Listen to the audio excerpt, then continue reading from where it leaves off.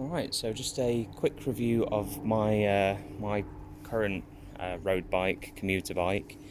This is the Triban RC500 from Decathlon. Aside from a few minor issues that were more to do with Decathlon rather than the bike itself, I've had no problems whatsoever with this.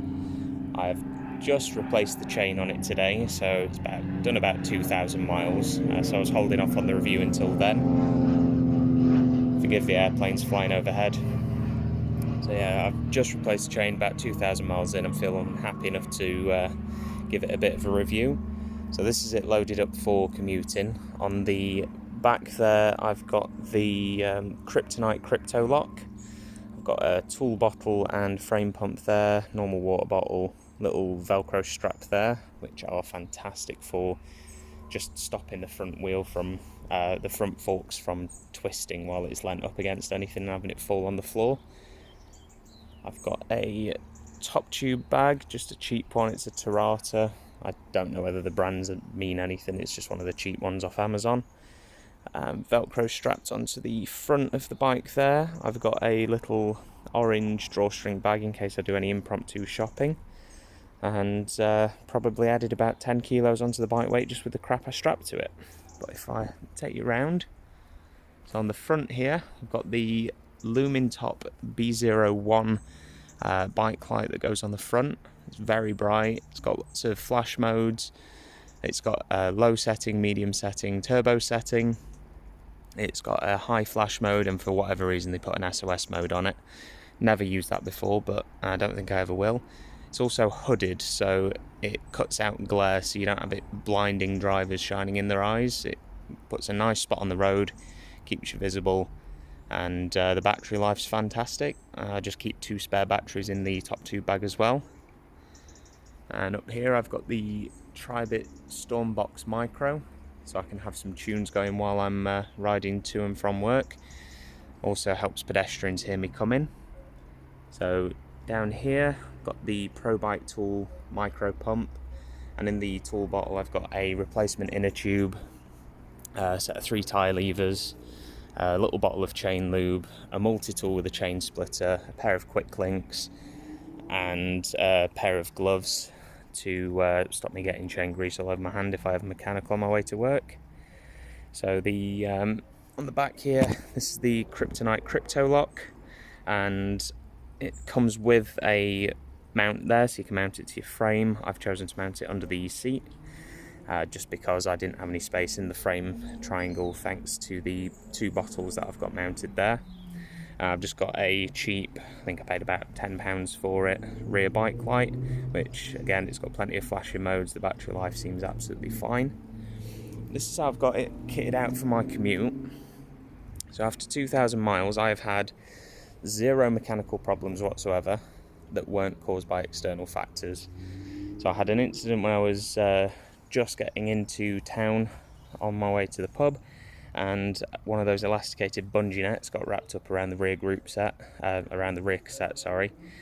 completely screwed the whole thing. It took me about 20 minutes to cut all of the elastic off because it got wrapped around the cassette and the spokes, and in the process it also chewed up the skid plate on the front mech, so the front that skid plate has been replaced as well. I did that while I was doing the chain because I just left it broken and chewed up for a little while and just put up with the quiet clicking it was doing. Another change that I did make to the bike, which was the pedals. So the pedals that came with it are the cheap plastic ones.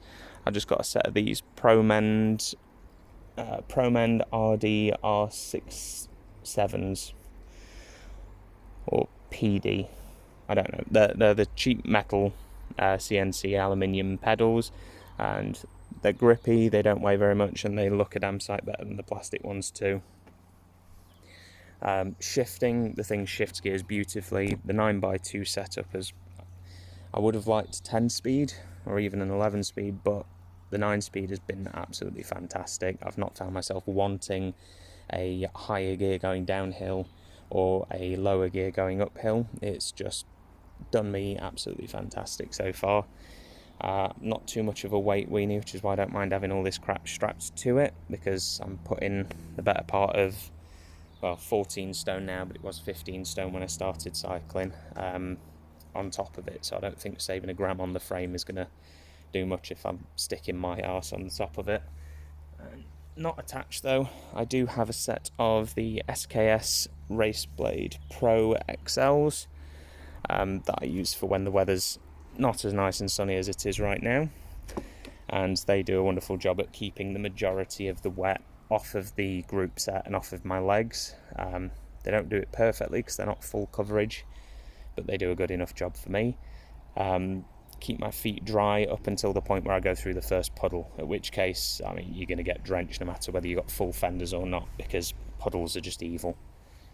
But yeah, this is it. It's about a 10.5 kilo bike, unloaded. Loaded, it's probably closer to about 17, but it's spot on for what it needs to be doing, and gets me to and from work in a hurry. Gets me out of traffic. It's getting me fitter, getting me a little bit more healthy, and like, hands down, I would recommend this bike. The saddle as well that came with it, I was worried about that not being too comfortable, but it has got a nice amount of squish to it. A couple of things that were messed up when it arrived and that were down to Decathlon is the front and rear mechs. Despite Decathlon saying that they indexed them and everything, they weren't. The trim on the front mech just wasn't even in existence, and the rear just needed re-indexing on arrival.